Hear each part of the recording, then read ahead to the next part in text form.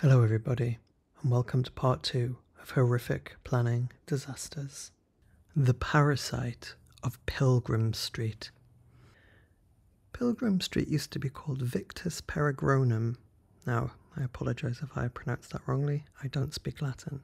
And this was back in 1230. It was historically part of the Great North Road, and there is a good chance this is not only the oldest street in Newcastle, but it possibly dates back to pre-Roman times. If you imagine Newcastle as an elephant, this was definitely its trunk. Its current name is connected with the pilgrims who passed along it and through the Pilgrim Gate in the town walls to visit St Mary's Chapel in Jesmond, which you can still visit to this day. It gradually became one of Newcastle's grandest streets. Buildings on this street were built to be impressive. The original building that stood on this site was the Conservative Club, and next door to it, an Art Deco cinema. Built in the 1930s, the Odeon cinema was built with 16 screens, and it was state-of-the-art at the time. But we're fast-forwarding to the 1970s, where things were a little bit different. The council wanted to do something here, but they were not sure what they wanted to do. But something it certainly was, because it went from looking like this to this. Commercial Union House.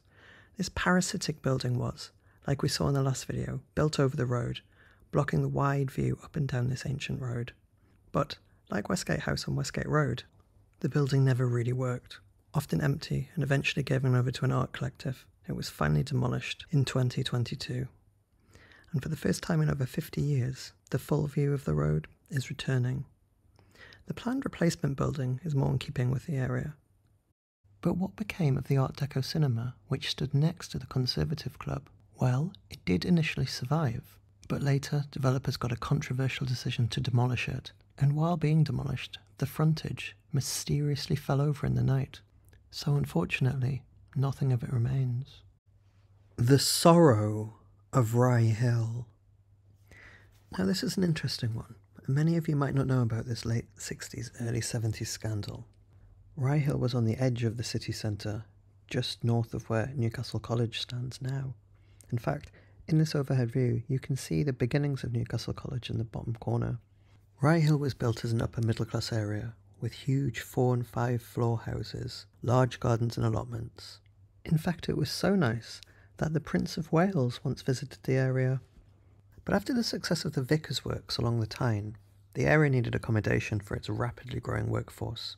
And the area, after World War II, started to decline.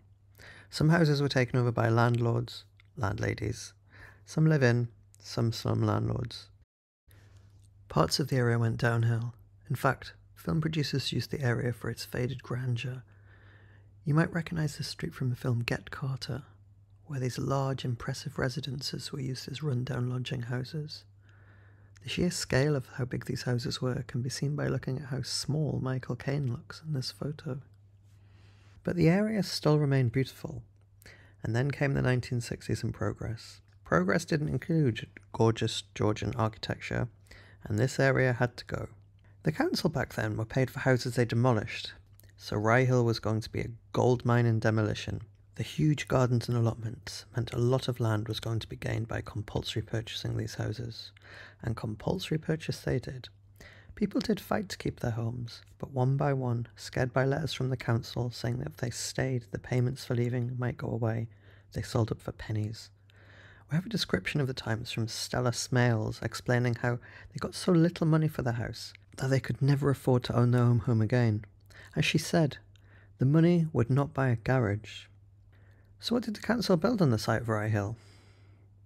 Well, they built this. Now most of these houses that they replaced Rye Hill with were demolished themselves within 30 years due to terrible planning and building work. But there is some hope. Summer Hill, which stood alongside Rye Hill, survived. The bulldozers stopped in their tracks as the residents managed to get their houses listed and thus saved. The nightmare of Gateshead's Get Carter car park. Well, I've saved the worst for last. And some of you might have been expecting this carbuncle.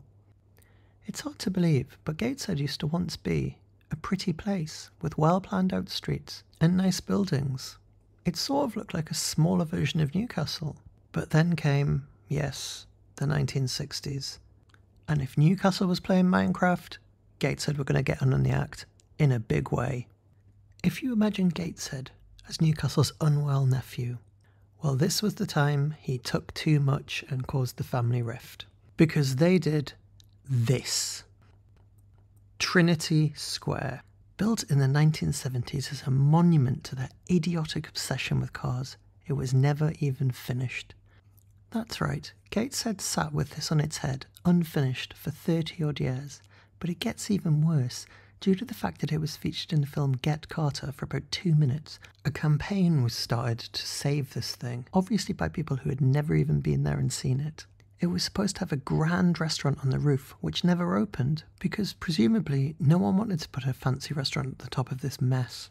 In 1995, due to its declining condition, the council closed the upper floors, so it wasn't even accessible. It just stood there, like a dying husk, not even a functional building anymore. Incredibly, it took over 10 years for the council to finally demolish it in 2007.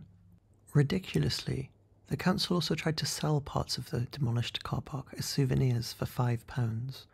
And just to add salt to the wound, they replaced the car park with the new Trinity Centre, which would have a Tesco at the centre of it, which itself was nominated for the Carbuncle of the Year award in 2014. Well, I hope you enjoyed part 3 of horrific building disasters in the northeast of England, and thank you for liking and subscribing if you've chosen to do so. I borrowed a few of the images from other websites, which I've linked in the description below. If you want to learn more about some of the sites featured, do check them out. And as you can probably tell, I've had a bit of a sore throat this week, and that's why the video is a little bit late. But better late than never. Some of the next videos I've got planned are once again a whole different kind of horror, so I'll see you in the next one.